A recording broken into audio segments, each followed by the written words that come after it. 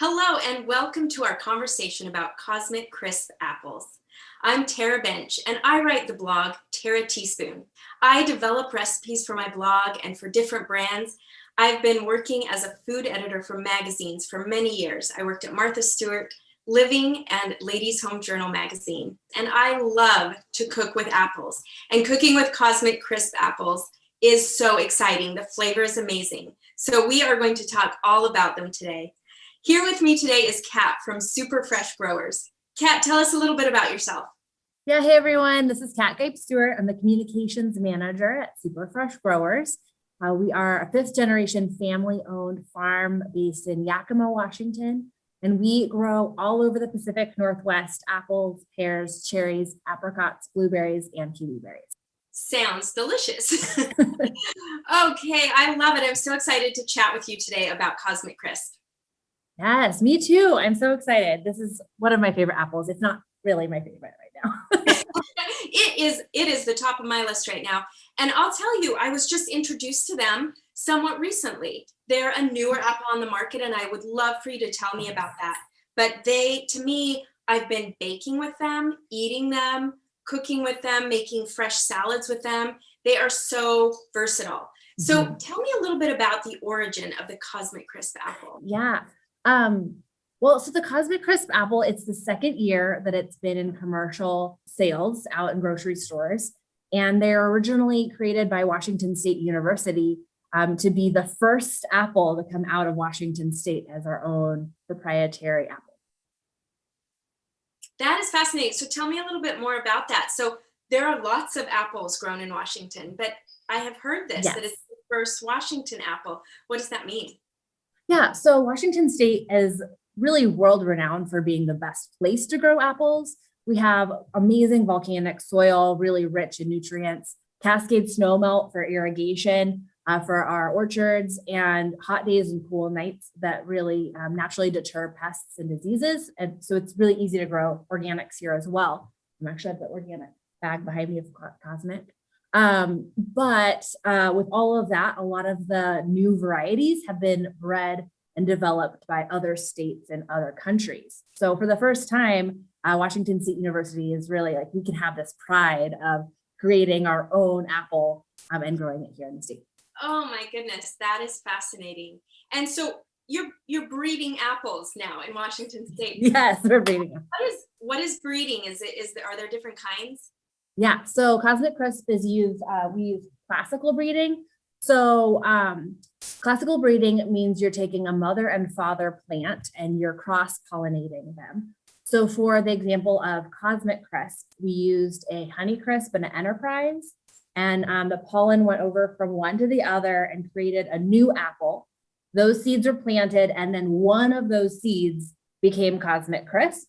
And in all reality, it can take at least 10,000 different crosses until you find one exceptional apple that's worth putting a lot of effort into.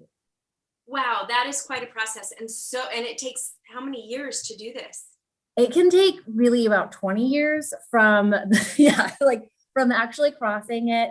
And then it takes 3 to 4 years for that seed to start developing, like the tree to develop enough apples to taste. And then from there to propagate different small trees and take all the budwood onto rootstock to really get a nursery going and get an orchard going. So it takes quite a bit of effort. That is fascinating. I love to know the origins and the process of getting food on my table, and imagine that these apples that are so delicious took that much time and that many years to really create the exact taste profile.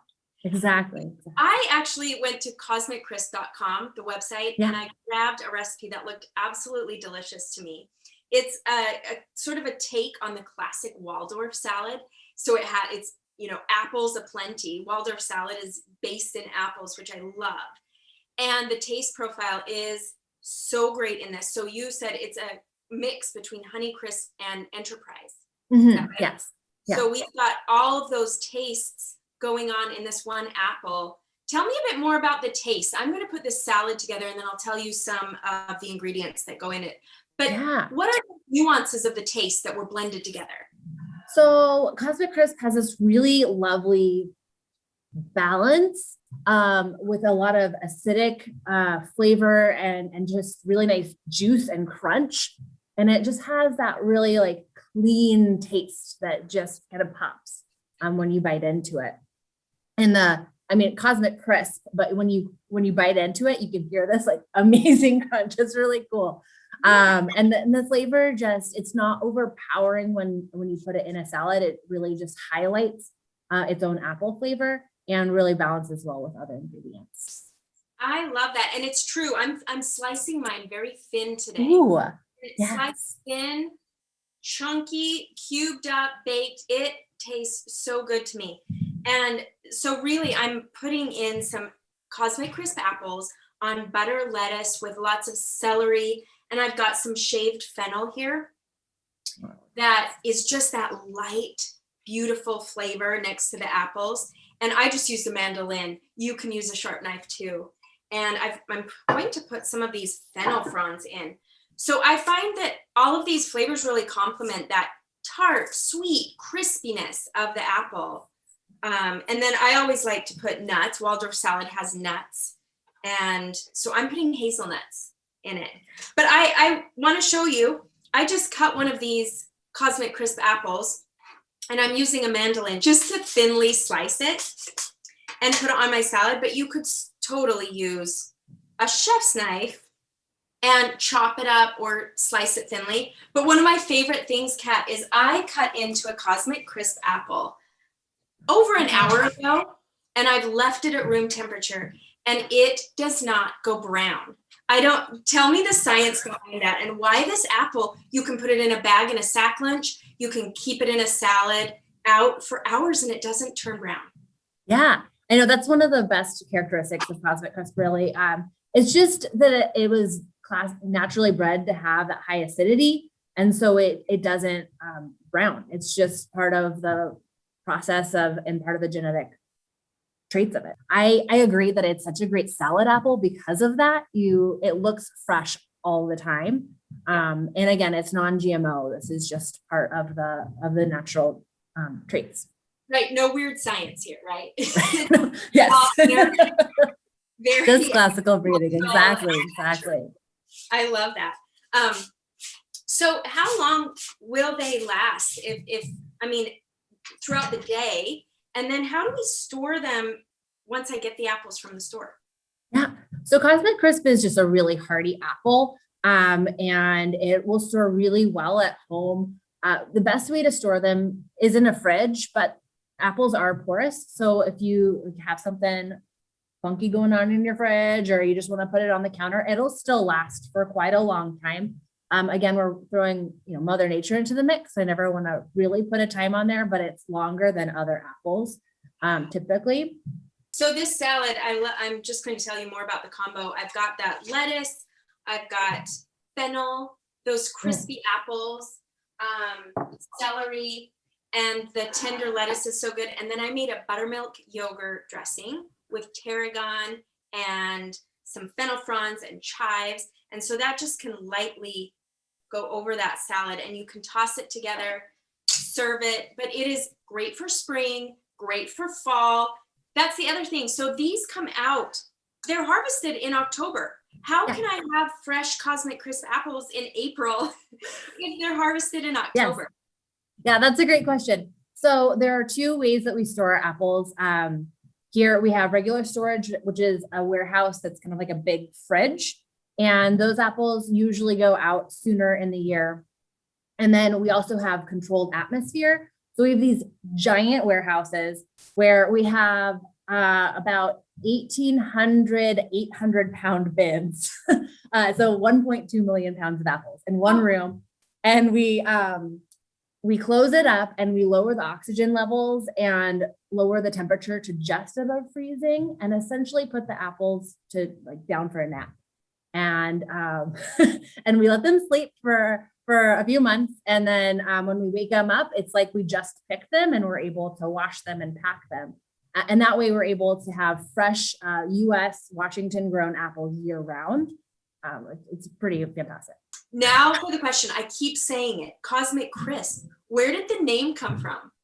Yeah. So if you look at the skin on a Cosmic Crisp, there's all these little white dots, and those are lenticels. They're the pores of the apple. But on a Cosmic, they just look very star-like and they really stand out. So that's where they got the name, the star-like Cosmic lenticels. How fun is that? It's a great story to talk about the actual fruit and Exactly. the natural occurrences on it. And they do come in all colors. You know, some are really deep red and some are a little lighter and striated because of where they come from, right? Those two apples they're creating. Exactly. And like, this is a really good example. So you can see the nice yellow color. So Cosmic Crisp has a yellow background. And then if you can imagine this on a tree, those are leaf marks around it. So Right, where the sun doesn't hit. Yeah, exactly. Where sun didn't hit as much. So you have that nice, maybe even this was the back of the apple on the tree and it was getting more sun on this side. Tell me about, can I grow a Cosmic Crisp just by planting one of the seeds? No. So a really interesting thing about apples is that they need that cross-pollination to grow. And if you take a seed and plant it, it's going to be cross-pollinated by something else and it'll create a new variety. So if you want a Cosmic Crisp tree, which you have to be like a specific grower for it, but if you wanted it, you have to take budwood from another tree and then graft it onto rootstock to create a homogeneous tree that's the same as the previous one. That is good to know. Yeah, don't be planting those seeds and thinking you're going to get this amazing apple in your backyard. No, I know. I get that question all the time from consumers, and I'm like, no, I'm sorry, you can't. But you'll grow something fun. Who knows? Yes, there's more science behind it. Okay, so tell me, Kat, from when I pick it up in the store, tell me the steps. What are the best ways to bring it home and store it, and the best ways to wash it? Do I have to scrub this really hard, or what do I do? Yeah, the best way to wash an apple is really just under cool running water. And you can just use your hands and just lightly scrub it. If you want to grab a scrub brush, you can do that too. But apples are porous, so you don't want to use any solutions or anything. Sounds good. And then storing them, do they go in a bag or in the produce drawer? What's the best way to store them? I like to store them in the produce drawer where they're a little bit cooler and kind of away from other foods in the fridge. Well, I am ready to dig into my Cosmic Crisp apple Waldorf salad. I wish you were here with me. But everyone can get so many more delicious recipes on cosmiccrisp.com and more information about where to buy them and all of this fun background that Kat and I have talked about today. Kat, it's been so fun to chat. Yes, thank you so much for having me, Tara. I really appreciate it. Thanks for being here. Bye, everyone.